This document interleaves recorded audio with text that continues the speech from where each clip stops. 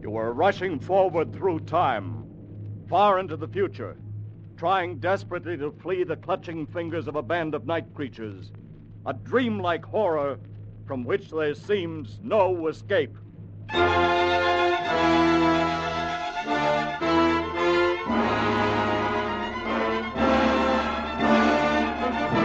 Escape, designed to free you from the four walls of today for a half hour of high adventure.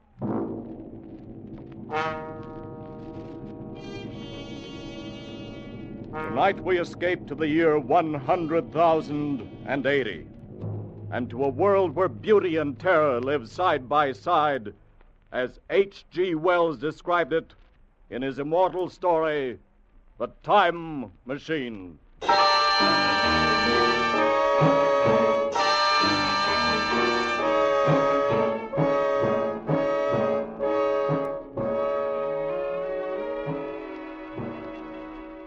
You must be mad, Dudley. A time machine. Yes, my friend. A time machine. This thing? This very thing. Well, this contraption, this whatever it is, made of quartz and brass and ivory, with its levers and dials and its seat in the middle. This is the result of 3 years' hard work? I promise you, Fowler, that on this machine, a man can go wherever he likes in time. By working these levers, a man can choose his century, his year, his very day. Oh, that's impossible. It's out of the question. In one of the journeys I've already taken on this little contraption. Well, I'm afraid you're having a bad dream. You mean I've developed into a liar? Very well, you shall have proof, my friend. How? Just climb on, Fowler. Sit in the seat with me. I'll take you for a little spin. You mean right now? Right now. Well, just in case it should work, aren't there any preparations we should make? No, Fowler. You won't need any luggage on this trip, not even a toothbrush. You'll be back in less than a minute. All right. I'm on. Now what? Hold tight, because it sways a good deal. I'd hate to lose you. Well, I can't be frightened, Dudley. Then you're braver than I am. Tell me, what time is it? It's just 12 noon. Before we start, I want to adjust this control a bit. Is everything shipshape? Oh, yes. Tell me, did you notice anything just then? Only a noise, a humming noise, nothing else. And what time is it? You just asked me, old man. That's funny. What?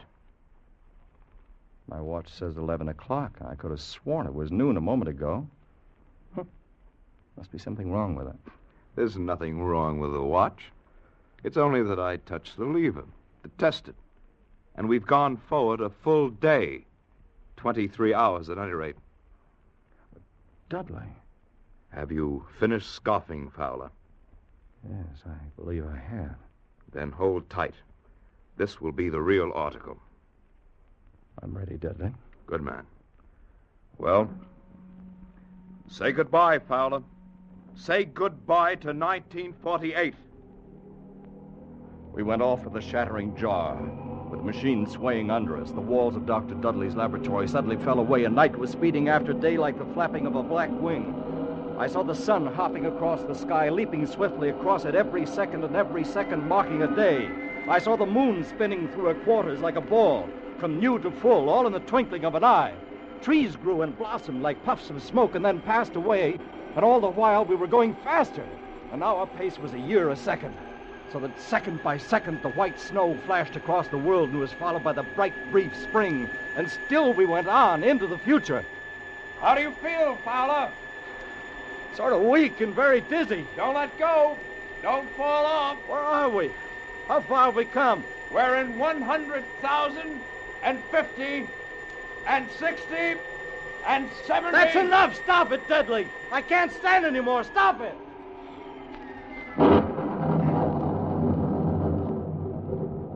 Fowler, are you all right?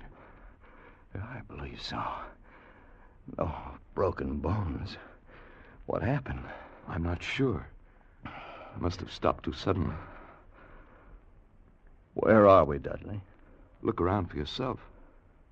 On a wide lawn, in a beautiful, vast garden. I meant geographically. Just where we were when we started. We're standing exactly on the spot where my laboratory stood 100,000 years ago. And the year? 100,080.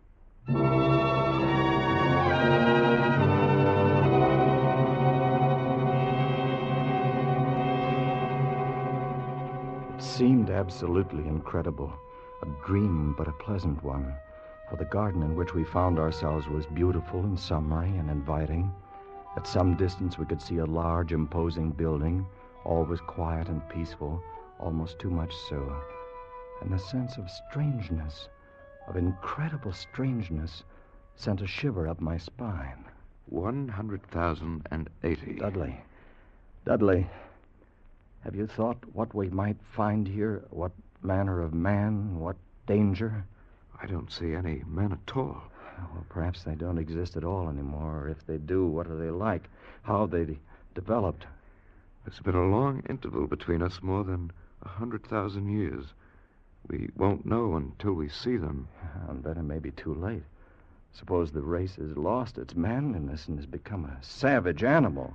Do you want to go back? Yes, Dudley, I'm frightened. Let's go back. Dudley! From over there in the bushes. It sounded human. Come on. But Dudley, we don't have any weapons. Come on.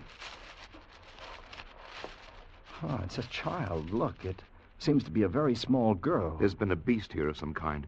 It struggled with her. Look at the marks on her arms. See here, my dear. You'll be all right now. You won't be harmed. Oh, of course, she wouldn't understand English. I don't think it's that. She's motioning us to go with her. I don't believe they have any language at all, Dudley. What about the animal? Did you see it? No, not a glimpse. It was too fast for us. Perhaps we'd better go back, Dudley. The girl seems to be all right now. Leave her like this, without seeing her people and the way they live? You want to go back so soon? Yeah, I've had enough. Well, they haven't, old man. Because they're here. All around us.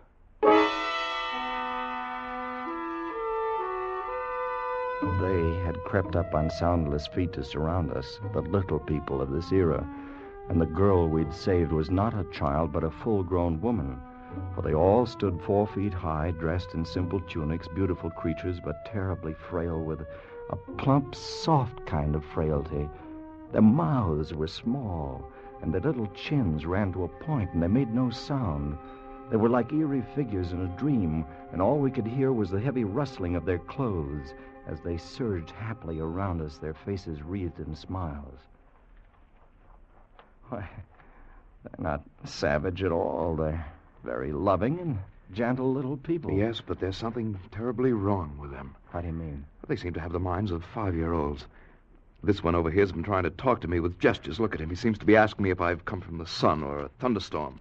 How did you expect them to be? Far ahead of us, of course. Incredibly ahead of us in knowledge and in science. And look at them. Children. Oh, they seem happy in this huge garden of theirs. That's something. I've changed my mind, Dudley. Maybe we shall enjoy spending a few days with our little friends.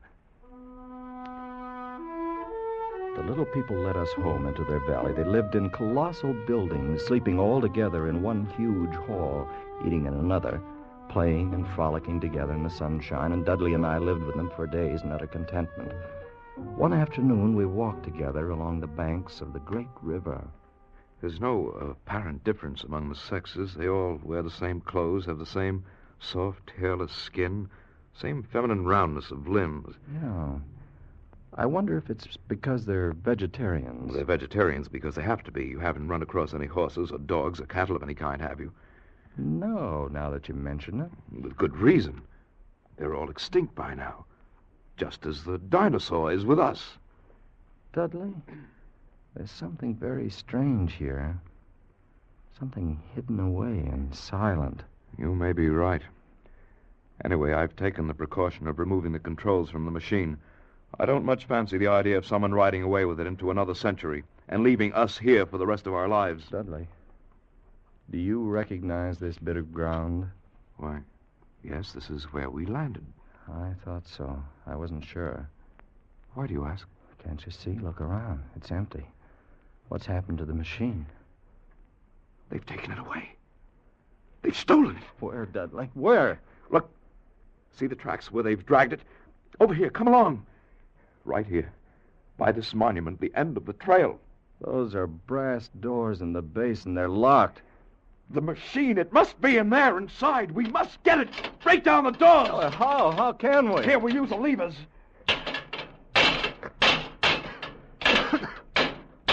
Oh, it's no good, Dudley. They're solid. We'll never break through. Never. Never? Do you mean stay here for all our lives? Do you mean never go home again? They must open the machine, the time machine.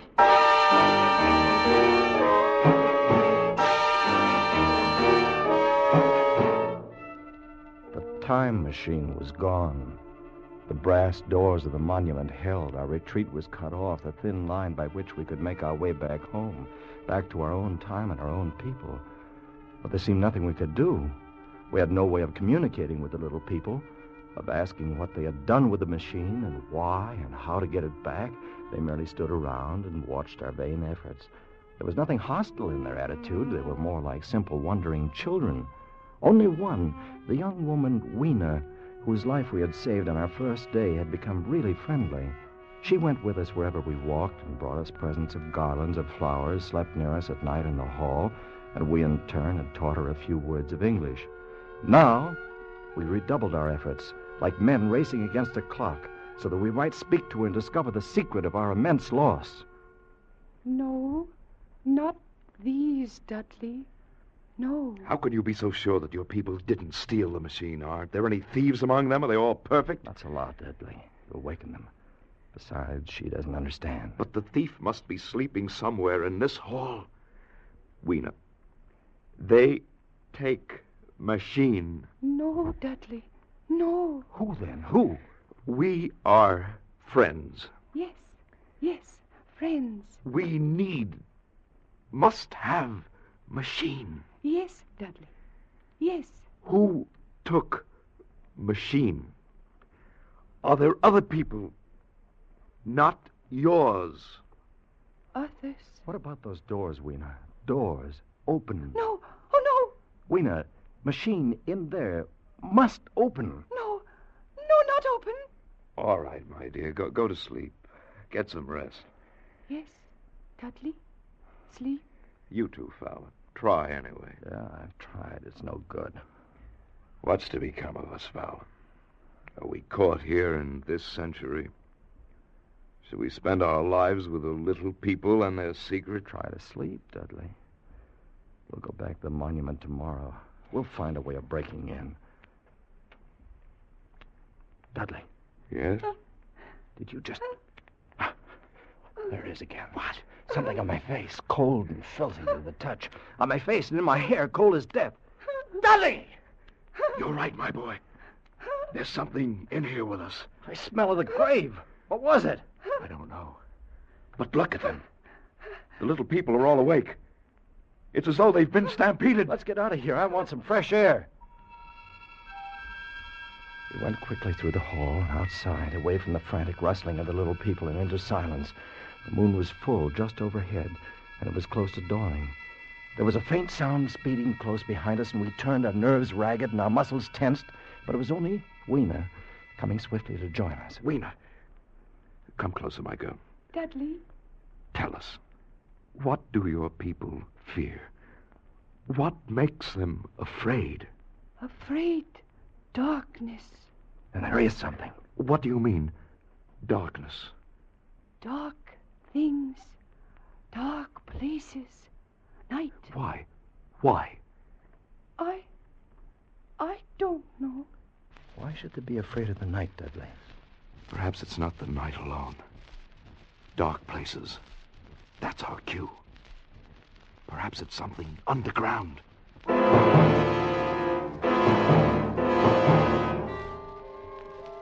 By now it was light, another day.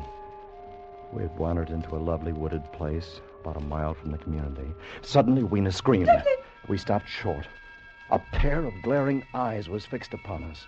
As we stood there petrified, the thing, a little ape-like figure, rushed across our path and disappeared in a clearing about 30 yards away. What was it? I couldn't see it too well. It seemed to be dull white, with white hair in its head and down its back. Looked like a small ape. That's because it was running on all fours or with its arms held very low. Weena, what's the matter? Morlocks. They are Morlocks. Who are the Morlocks? What are they? Weena, tell me. No, go away. Let's go over there and see where it disappeared.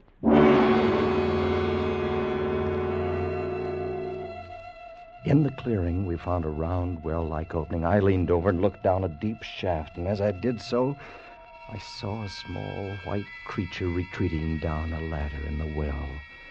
Something like a human spider. Its large, bright eyes watching me as it went swiftly down, and then it disappeared in the shaft. Fowler, did you see it? Like an ape? Yeah, but like a man. So there are two species of men in this world. Hey, Fowler. Yes. The little people above the ground, and this obscene thing, this bleached monster below. Two races of men in this country. That white look. It's common to animals that live in the dark, like huge rats, like worms that are cold to the touch. I know because they've touched me. You can feel air being sucked down into the shaft. Yes. The earth must be tunneled enormously here under our feet. And these monsters live in the tunnels. I think we know now who stole our time machine. Yes, I'm sure of it. Then we'll go down and have a look. No, don't go. Why not, Weena? Morlocks, you never come back. We've got to have our machine, my dear. You wait for us here. No.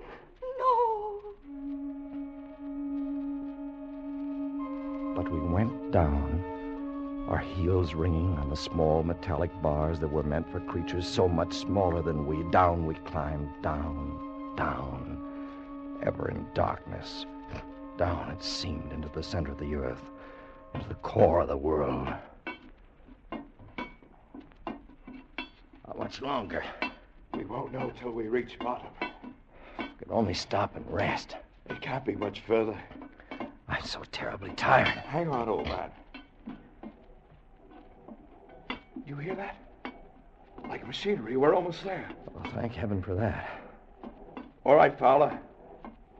I'm at the bottom. Come along, just a few more steps. Give me your hand, Fowler.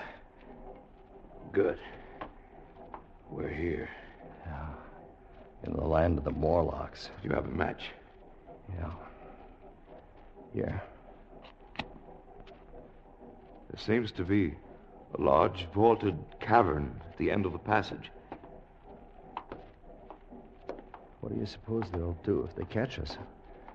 I've no idea, so we'd better take care not to get caught. Another match. That throbbing noise. It's probably the ventilating system pumping air down. There must be thousands upon thousands of these Morlocks living under the earth. And we haven't seen any yet, except for our friend who came down ahead of us. Why do you suppose they wanted our time machine? I think they wanted us, Dudley, not the machine. And we've come to them. We must. It's our only chance. Fowler, if that noise does come from air pumps, Well? why is it so stuffy here? So oppressive. Dudley, that smell. Blood. Light another match. Dudley, look! Straight ahead on the white metal table. It's set for a meal. Yes, with a big chunk of bloody meat. And we know that cattle are extinct. What do they feed on, these Morlocks?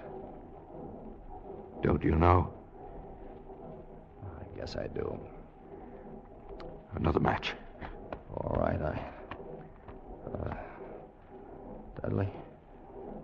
Dudley? I haven't got any more. We've used our last match. All right, we'll have to go back there then. We know the secret now, anyway. The Morlocks living here underground are the masters of this age. And our friends up above. Fatted cattle, fed by the Morlocks, clothed and supplied and housed until the day when they're cut out from the herd and brought underground as food. This is the future you're looking at. This is what we men of the 20th century shall come to. Dudley, what is it? I felt hands, cold hands. Take one of these levers. Use it as a weapon. Lash out. Against the wall. Fowler, here beside me. Dudley, what do we do? Do! Fight them! Kill! Use your lever man like this! Dudley, they're all around us. This way, Fowler! This way! Back this way! We went back in that evil darkness, fighting every step as we went, back to those projecting bars, kicking and clawing ourselves loose from their pallid, grasping hands and climbing up again toward daylight and freedom, away from their stench and the eagerness of their icy hands. And they didn't follow, for daylight was their enemy and their great fear. And we lived among the lush gardens of the gentle little people like prisoners, like men without reprieve, like men who are dead, though they still walk the earth. For the time machine was locked away behind great brass doors, and we knew we could never force them open.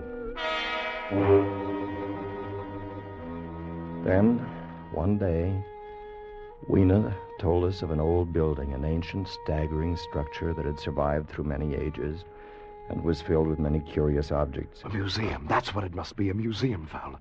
Perhaps from some earlier time. Oh, I'm in no mood to go looking at a museum. But don't you see?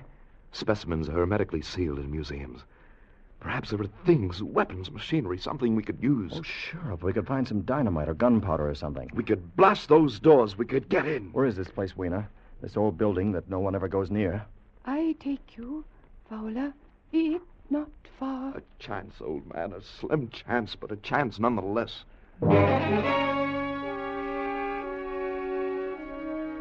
All day we wandered through the great ruined halls. The building had been deserted and in disuse for perhaps a century. The childlike men of that time had long since ceased to care about anything but their own personal comforts. It was late afternoon and growing dark when we came upon the chemical section. We'd found nothing useful to us until then. And now came the worst disappointment of all. And it's dust. All of it. It's been dust for centuries. Another dead end. It's hopeless. We were out of our heads to hope that nitrates would retain their form for 100,000 years. We better go, if nothing here. Wait just a moment. There's something in this case. You can break it with your lever. Stand back a little. Hallelujah. A box of matches hermetically sealed. Yes, perfect. Not even damp. And what should we do with them? Burn down those brass doors? Better keep them anyway. At least we can smoke again. And you can't tell. Fowler. Yeah? On the floor. See them? Small, narrow footprints leading away into the darkness at the end of the gallery. Dudley. We better go. Pick Ween up and carry her. We'll have to run for it. Don't be frightened, my dear. It'll be all right. Go on, run!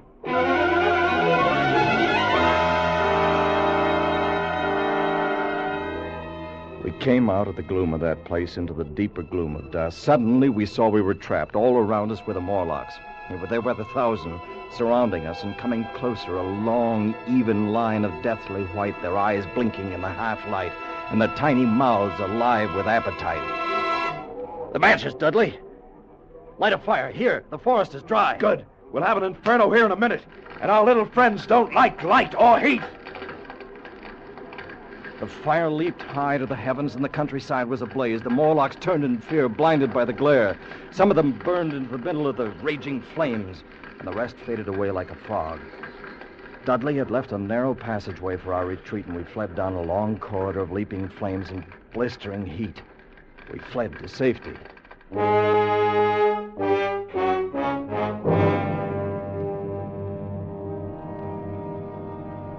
We fled back toward the community of the little people. And as we ran, we passed the huge monument with its great bronze doors that were locked tight on our time machine.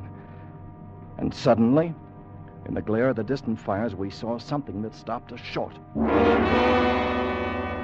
They're open. Fowler, the doors are open. No, No, not go in, Dudley, no. It's a trap.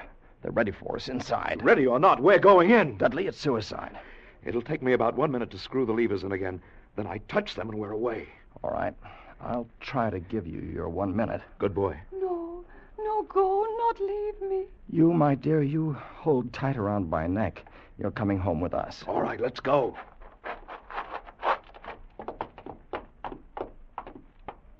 We're in. Look! The machine. They haven't harmed it. I don't see them. Yet. Come on, quickly. Give me that other lever.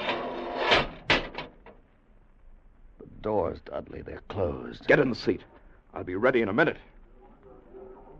I waited for the hum that would signal our departure, and there in the darkness, the Morlocks were finally upon us. Cold, persistent fingers swarmed over my body, tugging at me, sucking me away from the machine, but I held tight to Weena as a man holds fast to life, and tried to kick them away with my feet.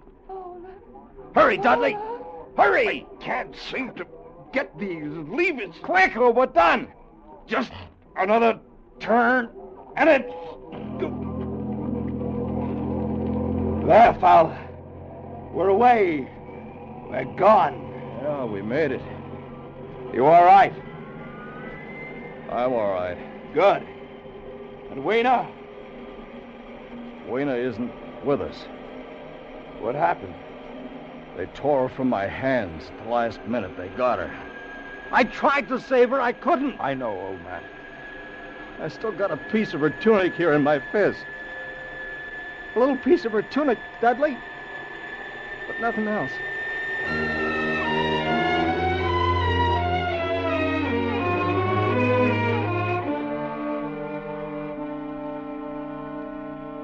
And so we came home again. Back into the very minute from which we had left. Back into 12 noon, May 9th, 1948. We were in Dudley's laboratory again, motionless, sitting on the ridiculous contraption which he called a time machine. Was it all a dream? A mad and feverish dream? Did any of it happen? Could any of it happen? No, of course not. How stupid. But then... what's this? What of this jagged piece of thick green silk I hold in my hand? What does that mean?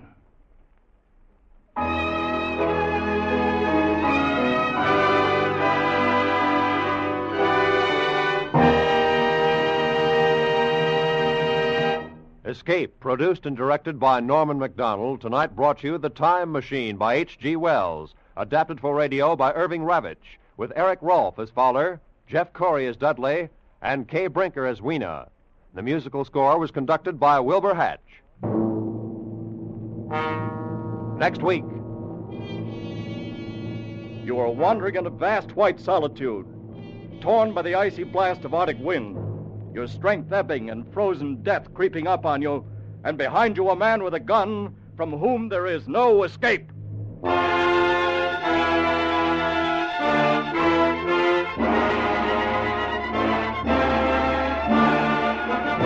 Next week, we escape with another great story of high adventure by one of the world's best-known authors. Good night, then, until this same time next week, when once again we offer you Escape. This is CBS, where 99 million people gather every week, the Columbia Broadcasting System.